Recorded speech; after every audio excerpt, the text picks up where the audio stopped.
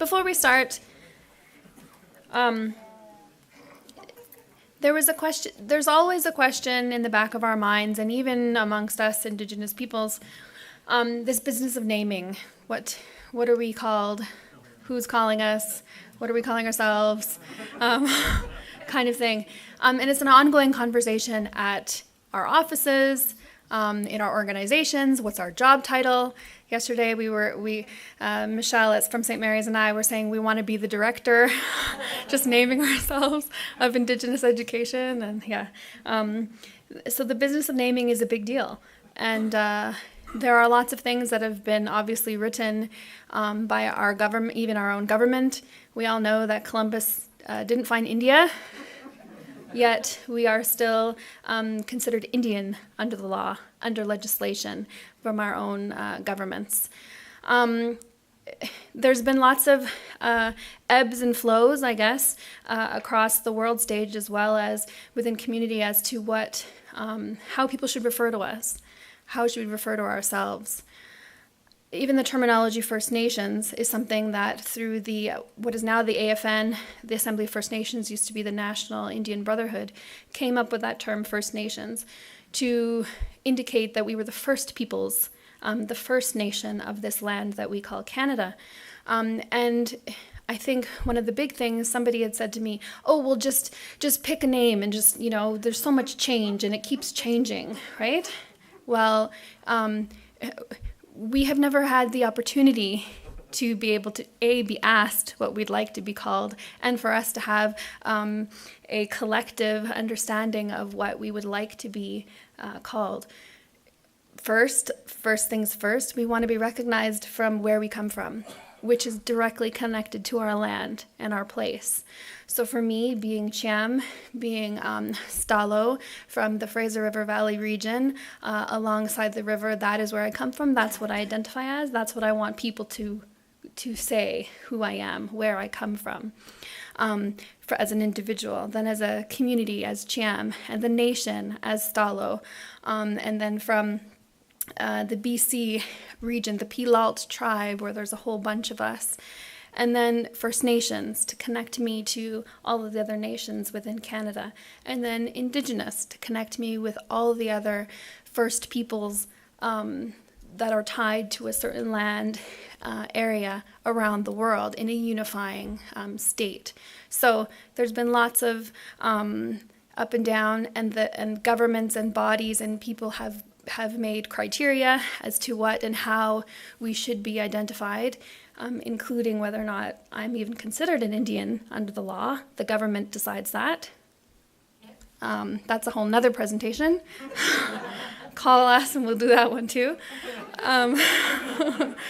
But Indigenous is the terminology. It's in academia now. That's what we're using. I'm also a master's student at the University of Calgary. And those Indigenous scholars across the country who are PhD holders and traditional knowledge keepers, that's the terminology that we have been using for years, and everybody else is just catching up. So in everything that I do now, it's strictly Indigenous when I'm speaking about peoples on a larger level. And if we're narrowing it down, then we'll start narrowing it to First Nations, Métis, or Inuit, and then to Siksika, or Big Stone, or Chiem First Nations. So that's just a little comment on Indigenous and why we choose to use it. And thanks for asking.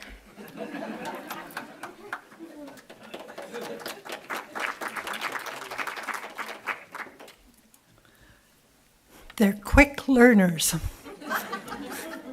That's one good thing of coming from an oral tradition. You just have to tell them and they've got it like that. So, Monique, do we want to go on? Sure. So, Doreen has picked some specific calls to action. There are many. There's like 94, I think. And you can easily read the summary of those 94. Because it's a fairly easy read. The big report itself is quite large, and I haven't tackled it yet. So she has picked specific ones that will be most helpful. So I'll read one, and then she'll give a little bit of context and talk about those specific calls to action.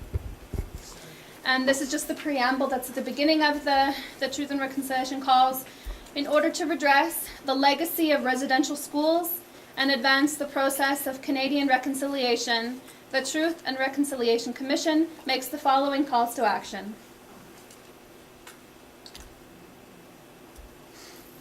So number 57, and this section pertains to those in professional development and training for public servants. We call upon federal, provincial, territorial, and municipal governments to provide education to public servants on the history of Aboriginal peoples, including the history and legacy of residential schools, the United Nations Declaration on the Rights of Indigenous Peoples, treaties and Aboriginal rights, Indigenous law, and Aboriginal-Crown relations.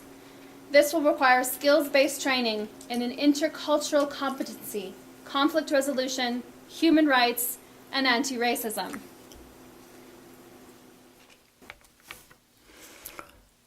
I had the honor and the privilege to be chosen by the United Nations in Geneva to take a course on peace and reconciliation, which lasted about 4 weeks.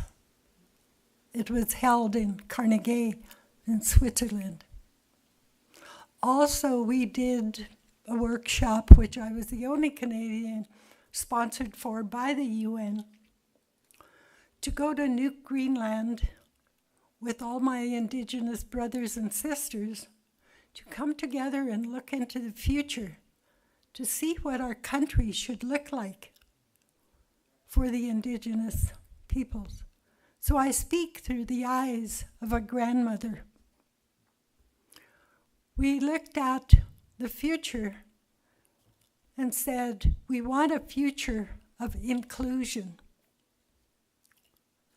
I did the presentation shortly after Mandela got out of prison in South Africa, in Cape Town.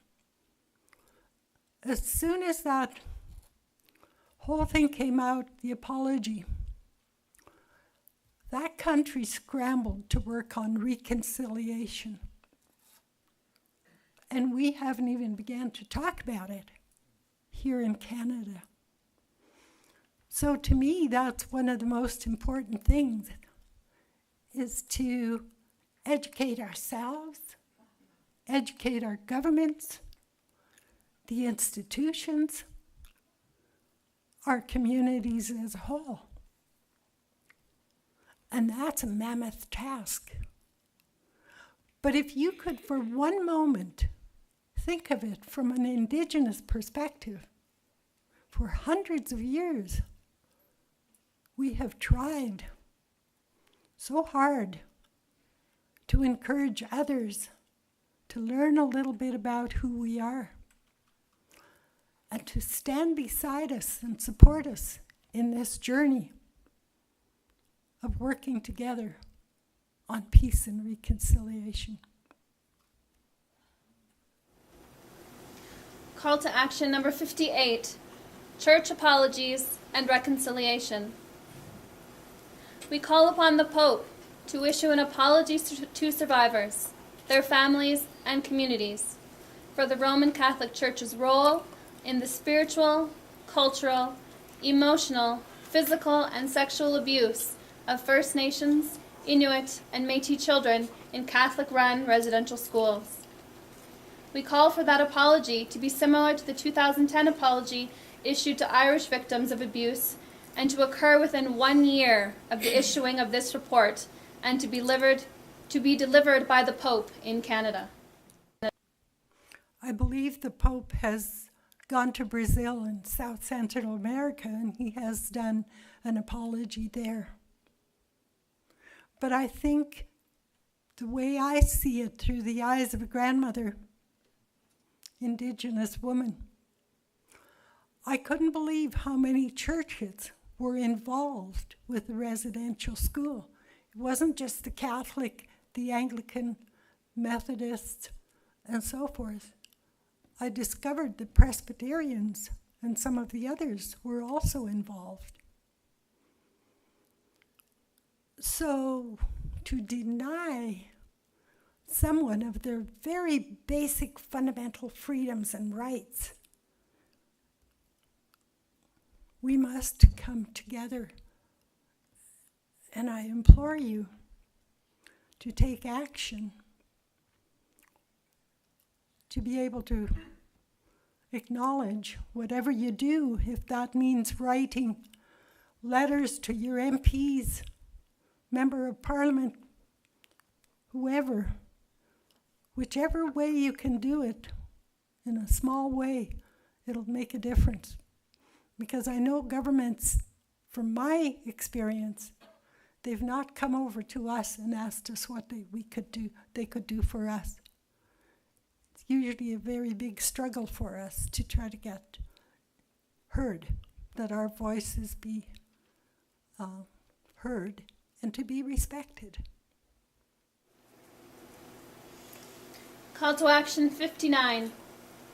We call upon church parties to the settlement agreement to develop ongoing education strategies to ensure that their respective congregations learn about their church's role in colonization, the history and legacy of residential schools, and why apologies to former residential school students, their families, and communities were necessary. I think that one's pretty straightforward. Call to Action 60. We call upon leaders of the church parties to the settlement agreement and all other faiths, in collaboration with Indigenous spiritual leaders, survivors, schools of theology, seminaries, and other religious training centers, to develop and teach curriculum for all student clergy and all clergy and staff who work in Aboriginal communities on the need to respect Indigenous spirituality in its own right, the history and legacy of residential schools, and the roles of the church parties in that system, the history and legacy of religious conflict in Aboriginal families and communities, and the responsibility that churches have to mitigate such conflicts and prevent spiritual violence. I think it's so important for every organization, the schools, right from early child intervention. I remember when I was running the Plains Indians Cultural Survival School, which I was the chief cook and bottle washer for 18 years, I came back from New Zealand, and I couldn't believe this colonized country. They were so advanced. I'd walk into the bank, and they'd say, "Kia ora," and then they'd start talking Maori to me. I'm not Maori, I'm Cree. And so it really surprised me. In other countries I'd traveled to, people knew about who we were as people. So when I came back, I started this program. It's called Early Child Intervention Program, based on the sacred teachings, looking at the child, the rights of a child, the right for them to know their culture, their language, and traditions. And the program ran for several years under the Calgary Board of Education, so to speak. But no one has ever carried that on to any extent where it's really taken off. So we have broken ground in some of those areas. But again, we need support. One of the things, before I forget, that I would really like to see this lifetime is our people had always dreamed of a space that we could call sacred space, to be able to go into that sacred space, to be able to come together, whether it was a sharing circle, a talking circle, a healing circle, a judicial circle, or whatever kind of a circle, but to learn from one another and to hire one of our people, such as the likes of Christy Morgan, who run the Calgary Urban Aboriginal Initiatives for quite some time. Something like that would be a good beginning. I can give you all sorts of ways that we could come together, but I think that that's one of the things, to get each of the schools to be responsible, right from early child intervention to college to universities. Yes, we now have some of the programs like at the University of Calgary and in Montreal University, but we need more than that. We need our communities to mobilize and to help us educate and to get these institutions to be responsible, to put in a proper history. Call to Action 61. We call upon church parties to the settlement agreement in collaboration with survivors and representatives of Aboriginal organizations to establish permanent funding to Aboriginal people for 1, community-controlled healing and reconciliation projects, community-controlled culture and language revitalization projects, community-controlled education and relationship-building projects, and regional dialogues for Indigenous spiritual leaders and youth to discuss Indigenous spirituality, self-determination, and reconciliation. All of those points are very important. I always say education is the key to all of this. But to help us heal together, one of the things that really troubled me was when Harper apologized to the people. In Satena, all the elders and all those traumatized people were watching him apologize. But there weren't any counselors or no one there to support them. So what we actually did was open up the wounds again and leave them raw. Those are the types of things that are still happening every day.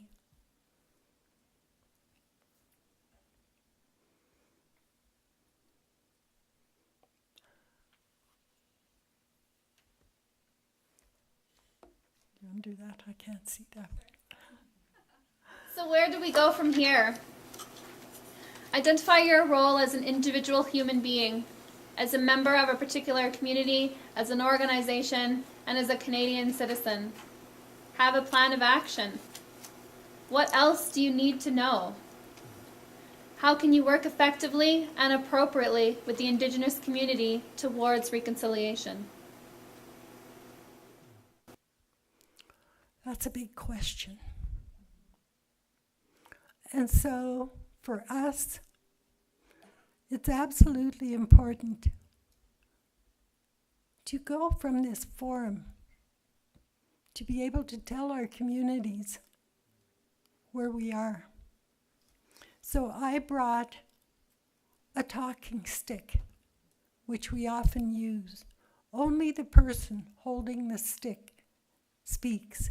The rest of us listen with our hearts. Please be brief. Maybe not everyone will get an opportunity to speak. I am going to use my sacred rock that I travel with, because the grandfather rocks keep us grounded. Also, use the talking stick or an eagle feather or a ball of medicines. Sometimes when I'm doing the judicial work, I will use a ball of smudge in my hand. So I just want to find out, was there something particular that you learned today? Did you have a question? Or have you got an action? I think it's important to go around and just see where we are in terms of the presentation. Did something stand out to you? Was there something more that we need to follow up on? So I'm going to use my little rock, and I'm going to go from sunup to sundown. My little rock will travel that direction. So when it comes to you, please be brief. I'd love to hear your truth.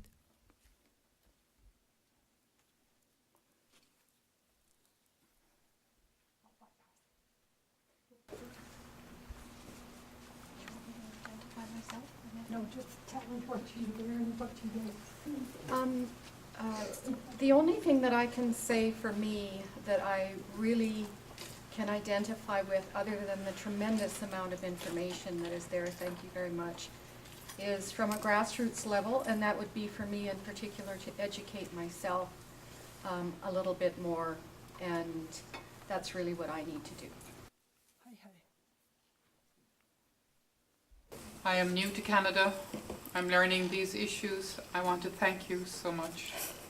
I go away thinking more about reconciliation, how it can happen in my own life and in the lives of anybody who will be part of my life.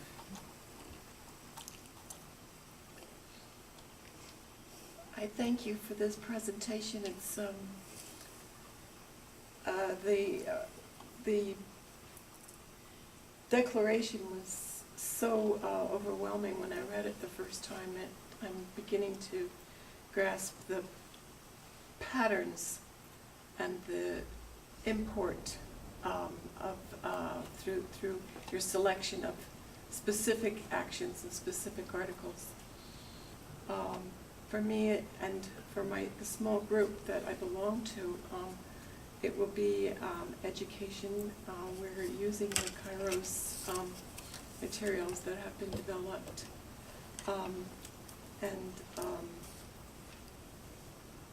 we realize that it's a journey, and it's good to have names of friends that can travel with us. So thank you.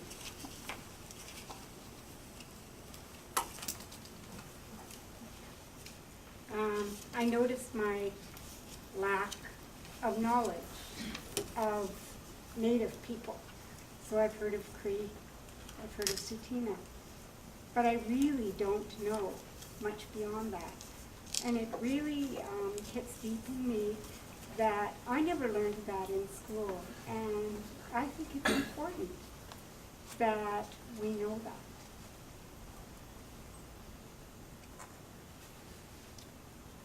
Wearing my Anglican Diocese of Calgary hat, reading the, I think it was the Call to Action 61 about, seemed to be calling on churches to permanently fund long-term dialogue groups. How do we actually make that happen, and who starts? And, yeah, there's obviously work to be done. I wanted to speak to you first as a grandmother. And thank you for your audacity of going to the United Nations. It totally boggles my mind.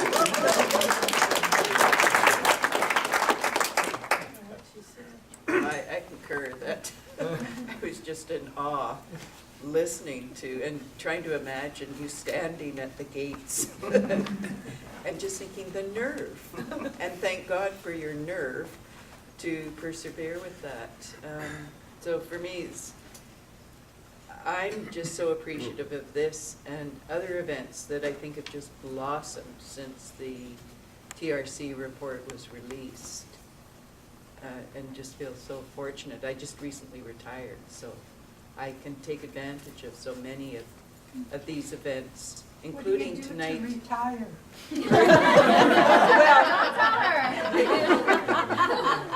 Yeah, no, it's really just tremendous timing, I think. But tonight I'm going to Huff at, High Performance Rodeo Cardinals play. It just, there's just so many different opportunities. So I really, really appreciate today and the other events last week with the two of you in relation to this. So thank you. I really appreciate the massive information, especially the teepee. The teepee really, really impressed me with those type of teachings. The one thing does concern me again, though, is how do we get the two groups, the Indigenous people and the colonial people to engage with each other. I can ditto that, but I'd also add that I think as an individual, I need to know more, but I also need to talk to people about what I do know and correct things and stand up for it.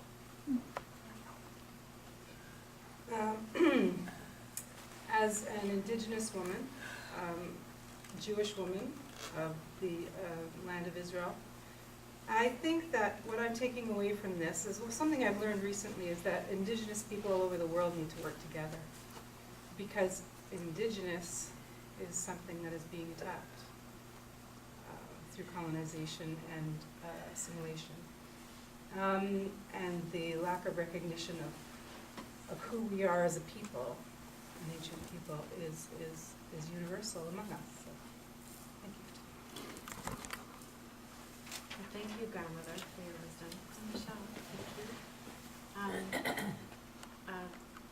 What stood out for me is that beautiful reminder that is in my heart and soul and action is that need for unconditional love, and that bigger view of what we do and how I am as a woman and mother and community member and professor and nurse, is to have that as my call to action for how to make things better.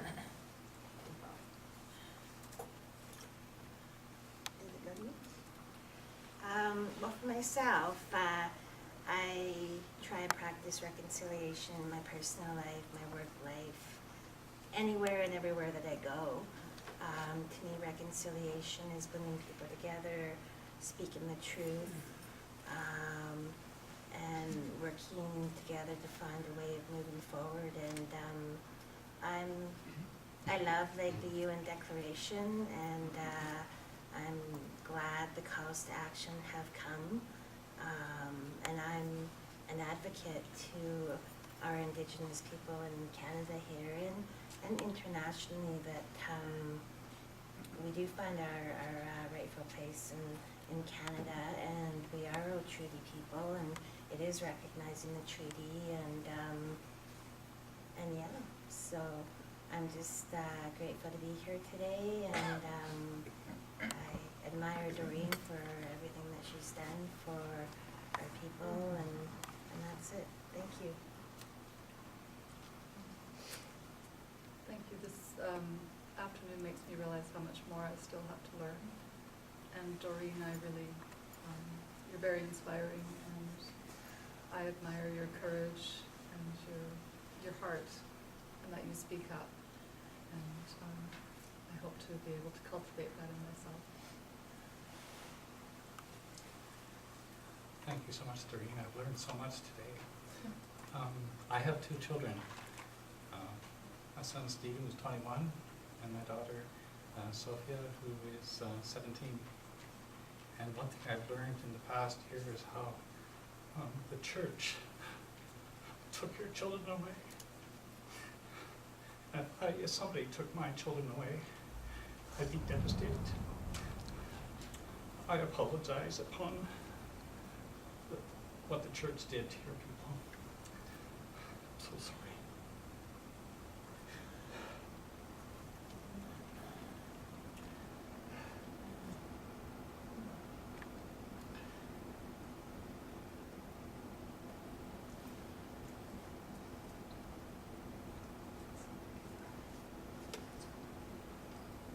I'm thinking about children, and there's a small school where I come from with mostly First Nations children, and I'm going back with as many declarations as they'll give me to spread them throughout the school and to get the principal to invite you to come to Exshaw and talk to those children and teach them and empower them, because I think it went two ways. You know, we took your children, but the children didn't stand up and say, no, we're not going, we have a culture, we have a history here, we have a spirituality here, we're not going with you, and we're going to stay.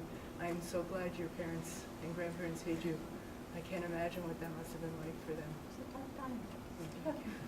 So if we can reach the children and empower them and have them stand up for themselves and educate us all further, I think it will be wonderful.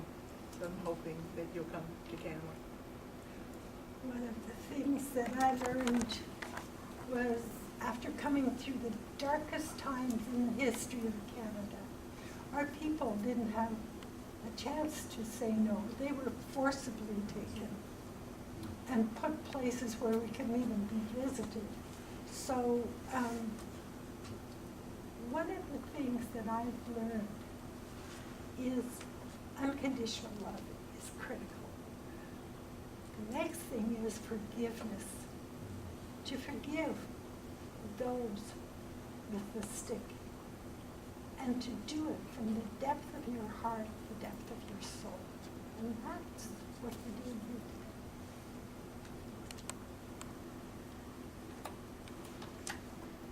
For myself, as someone over there had said, when I first read the UN Declaration, it was such a difficult read.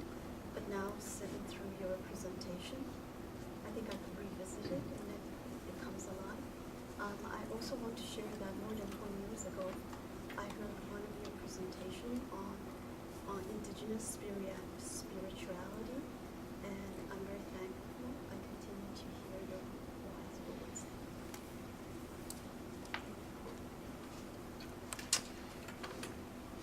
I came today with many questions, and you've answered many of them. But one of the key questions that I had, and I don't have an answer for, the UN Declaration was signed nearly 10 years ago.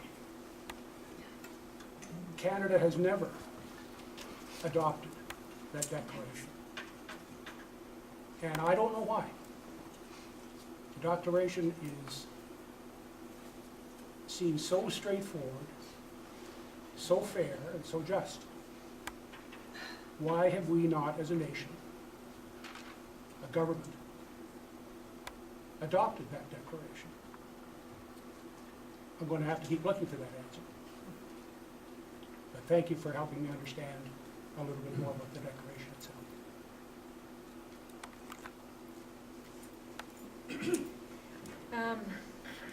I guess I find myself frustrated that this takes so long.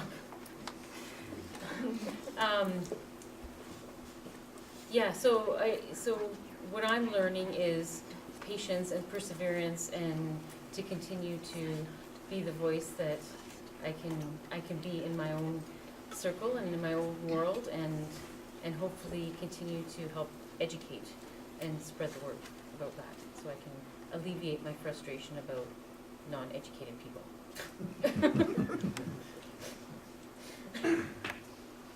Thank you, Doreen.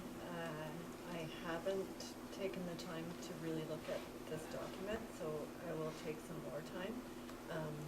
The piece that I'm going to focus on is the call to action number 57, which is educating public servants, because that's my realm of influence.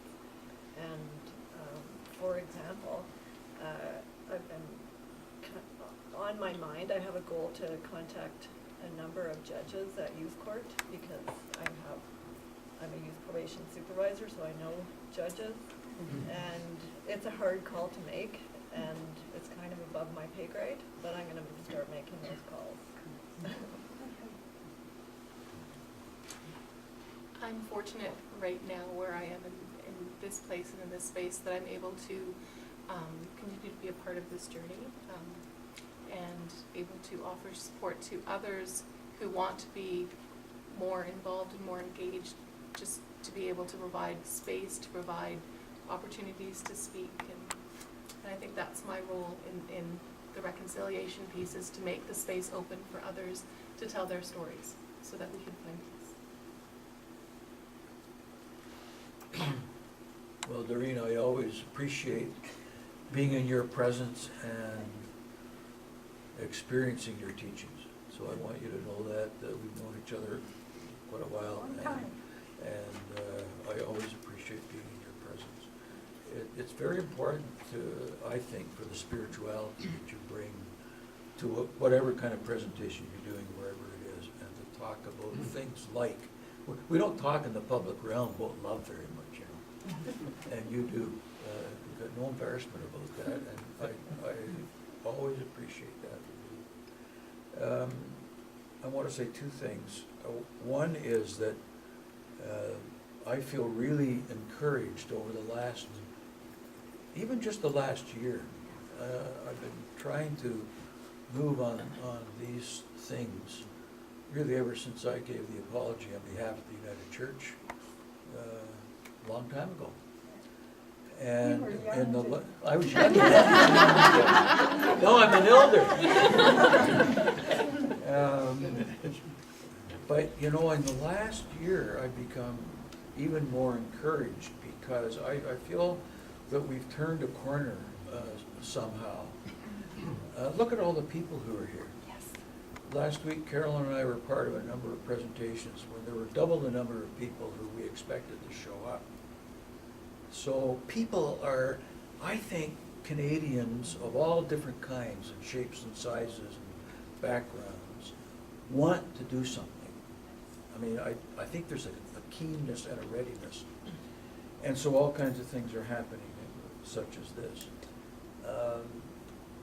My worry is that we all have our events, and they're sort of one-off things. Like you go to something and you think, gee, that was really good. I hope I can go to the next thing Doreen does. You know what I mean? You might be running off somewhere down the road.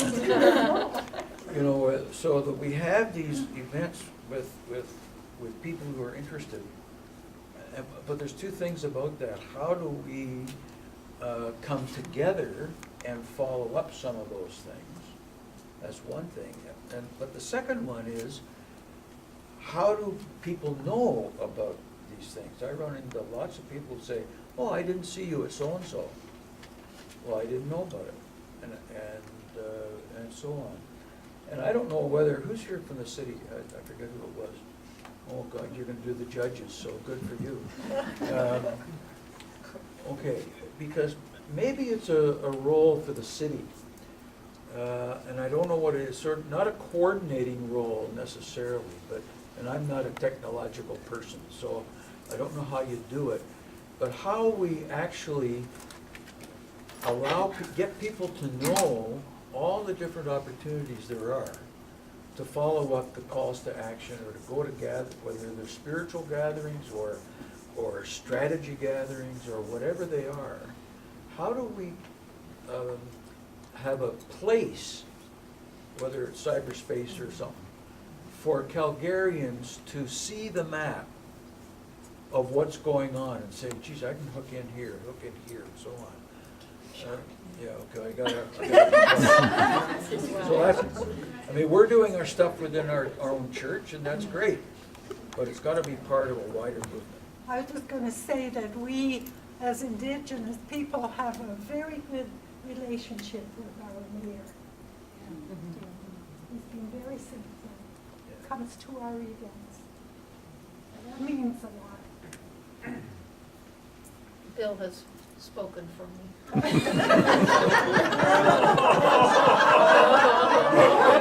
A rarity. I want to say thank you, and I want to say I feel very, very encouraged at this time in the history of this country. I think this is the most encouraging time I've seen in my lifetime. Wonderful. Yeah. I have someone very important that I'd like to hear from.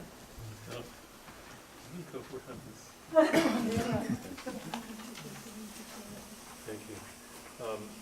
It's a wonderful occasion to be able to have you here in the synagogue.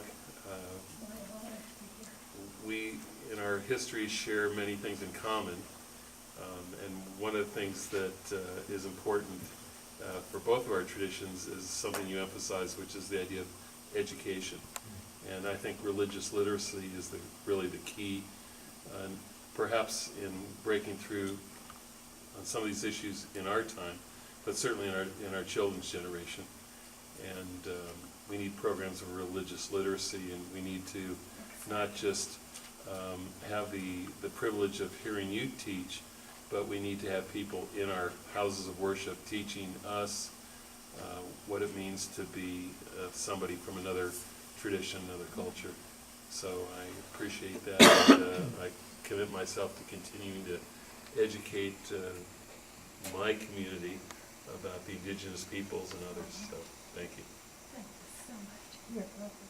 And we can hear from these guys. I'll try to keep it quick, but I wanted to say thank you. And what really spoke to me was Call to Action 57. I think that the provincial government it's important that we make sure that everyone's educated on these issues, and it's a long-term process, but it's something that needs to be they need to be paying attention to. Everyone within I just wanted to say on behalf of Emily Chasm for this area, thank you very much for the presentation. I really enjoyed it, and I'm sure she would have as well. And personally, I found the medicine wheel, as well as the spiritual laws, the most interesting part that I never learned in school. And also, the provincial government will continue to work with the federal government on missing and murdered Indigenous women, as well as working on truth and reconciliation as well. Thank you. There's someone else over here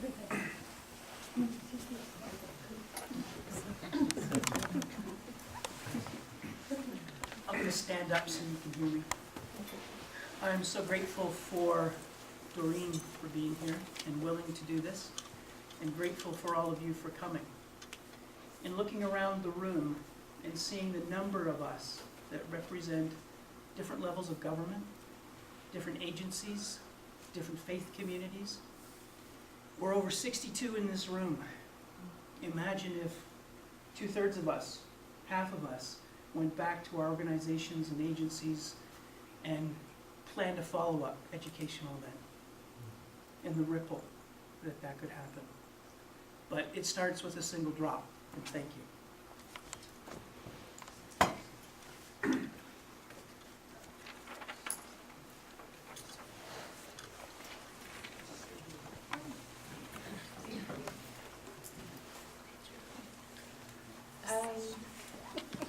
One thing that really, I can stand.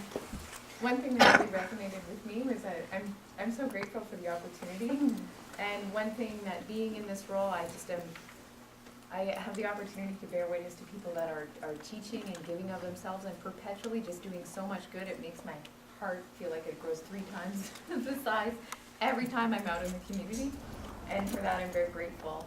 I also think that what you had to say about working for the betterment of the whole, working for the betterment of all people from a place of love, that really resounds deeply within me, and I appreciate you sharing that. Yeah, thank you. And I just want to say, you know, thank you, Doreen.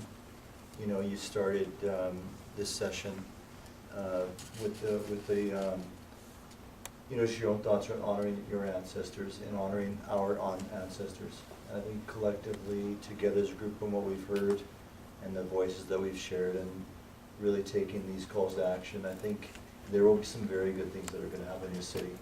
We're going to all be part of it. And it's going to take some work. It's going to take some education, but I believe that we're going to see some very good things happen. Thanks for having us.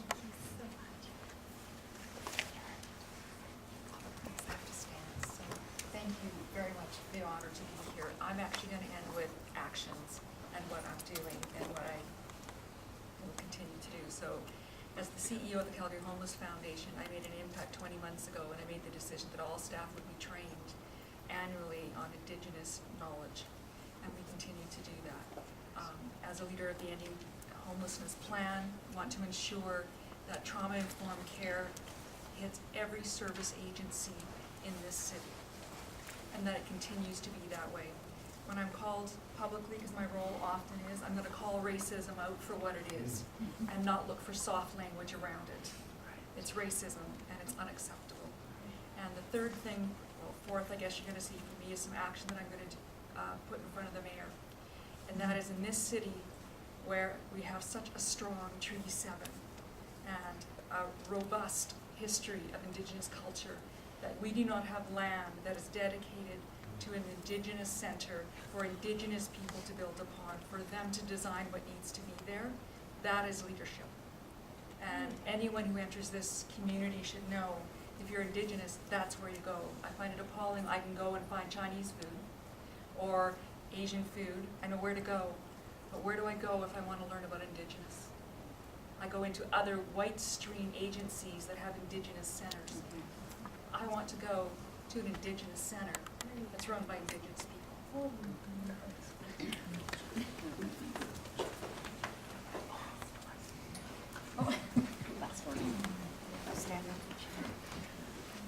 First, thank you. You were like a grandmother speaking to me today, so thank you. From the medicine wheel, just personally, what spoke to me was I have to give the emotional pain I have from colonization and the church to Mother Earth. I don't know how, but that's part of the journey. Two is, since the Truth and Reconciliation Commission in Edmonton, I've been journeying with people here in the city for 21 months, wondering how might we create an Indigenous gathering place for all nations? And part of the conversation has been, we need to find the right question or the elder to help us. And I heard you asking questions today, and I'm just saying I have a sense of peace. And I don't know the next steps, but it's just really neat how this has come together. So I just say that I hope there's action from today, and I look forward to joining others on the way.